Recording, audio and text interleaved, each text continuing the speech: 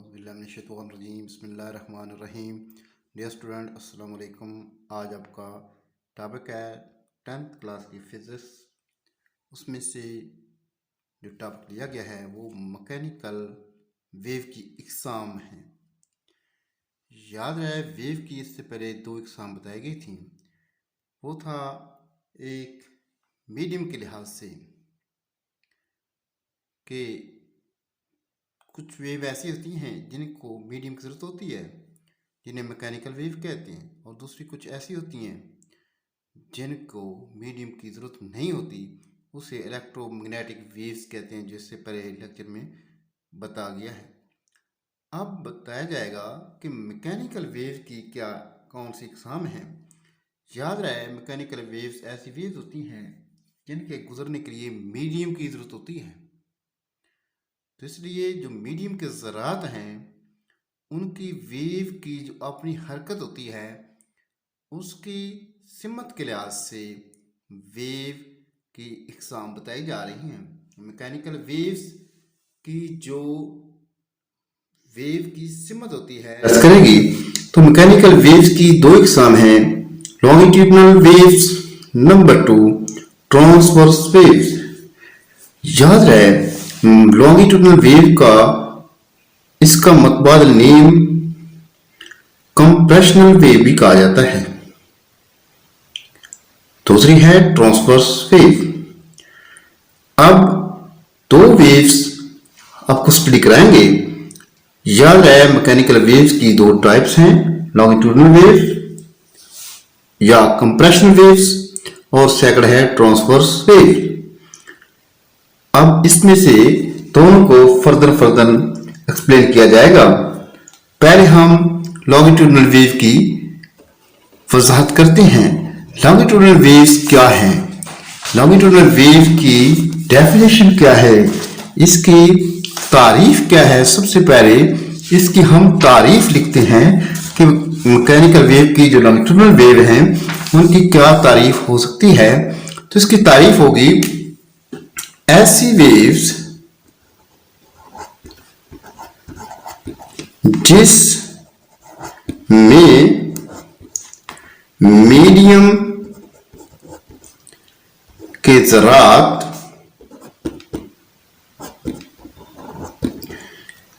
की vibratory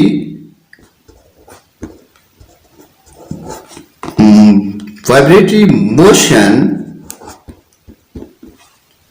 wave की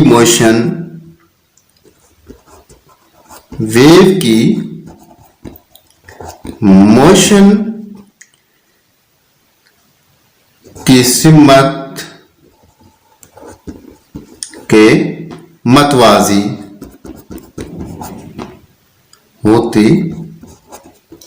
हैं, लॉन्गिट्यूडनल वेव कहलाती हैं।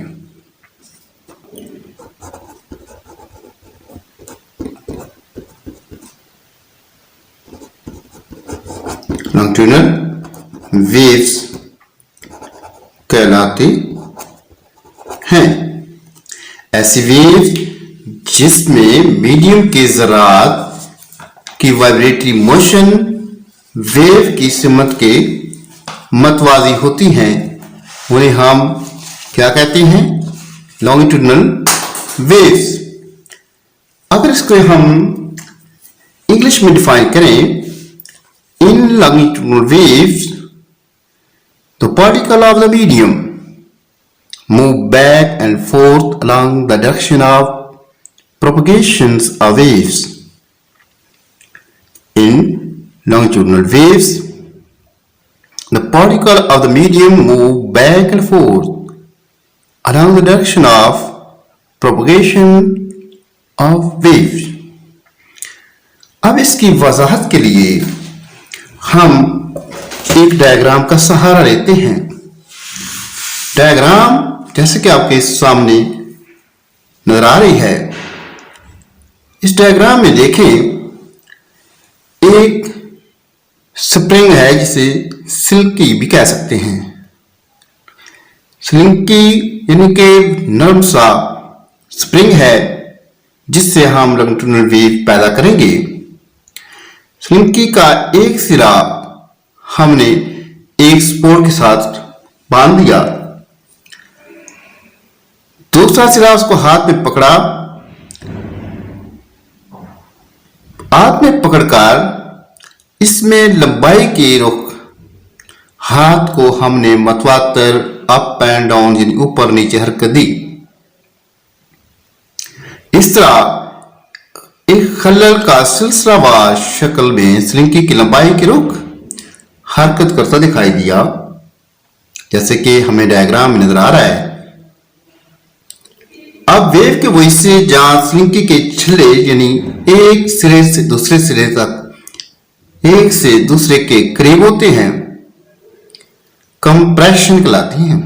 जैसे कि डायग्राम में आपको नजर आ रही हैं, कंप्रेशन लिखा हुआ है, जहां पे इसके हिस्से दब चुके हैं उसे हम कंप्रेशन कहते हैं, जबकि वो हिस्से जहां स्लिंकी के छिले एक दूसरे से दूर होते हैं रेरफेक्शन कहलाते हैं।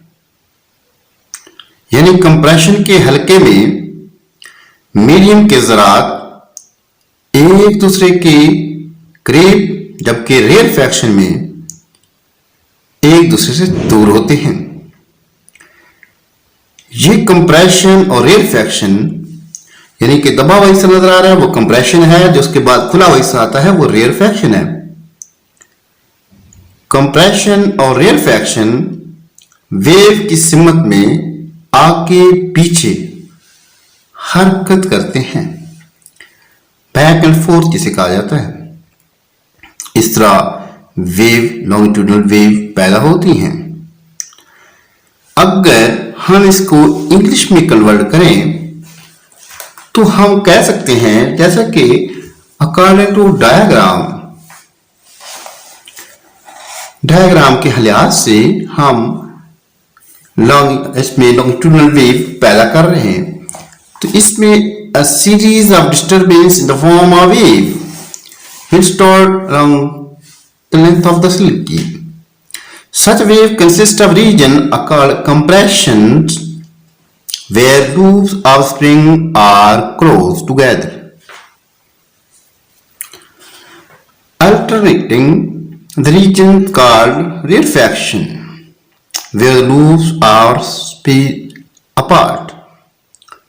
In the region of compression, particles of medium are closer together, while in the region of the refraction, particles of medium are spaced apart.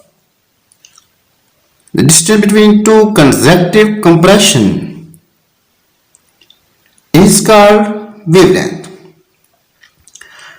Two consecutive compression or two consecutive rarefactions, that's called wavelength.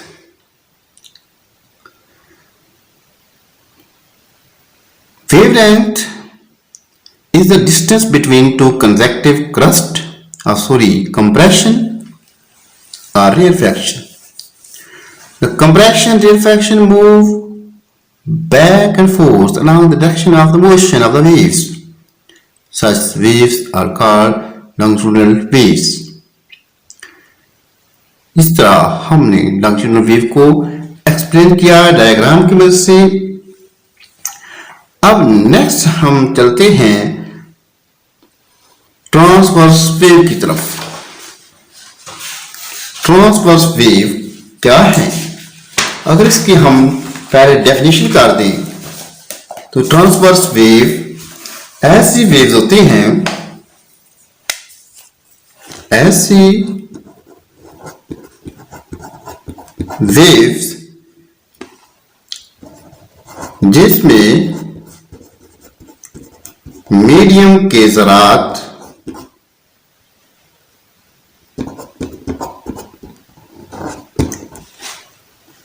की vibratory motion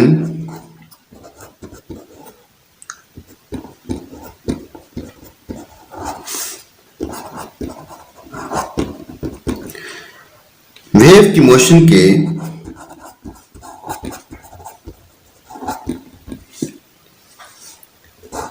wave की motion की सिमत के आमूदन होती है। Transverse frequency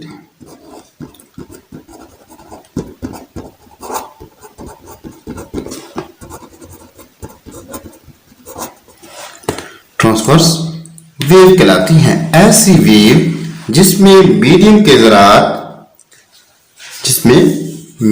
के ज़रात की vibratory motion wave की मोशन के सिमत के आमोदन होती हैं। अब अगर इसको हम इंग्लिश में कन्वर्ट करें तो इसकी इंग्लिश में डेफिनेशन क्या हो सकती है? In case of transverse wave, the vibratory motion of the particle of the medium is perpendicular to the direction of propagation of waves.